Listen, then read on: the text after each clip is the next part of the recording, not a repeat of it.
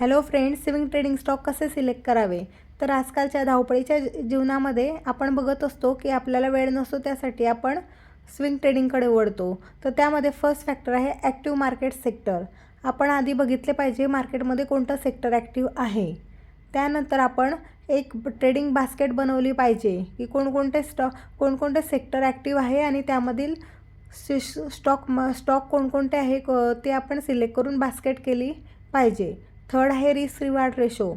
आपला reward ratio आपण check केला पाहिजे की आपण रिस्क किती घेतो आहे आणि आपल्याला रिवॉर्ड किती मिळणार आहे. त्यानंतर आपण एक पॉईंट एक्स्ट्राचा घेतलेला आहे, तो प्रॉपर स्टॉप लॉस.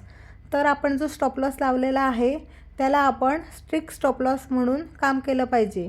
जेव्हा स्टॉप लॉस हिट होईल तेव्हा आपण स्टॉप लॉसला काढून टाकला पाहिजे. थँक्यू.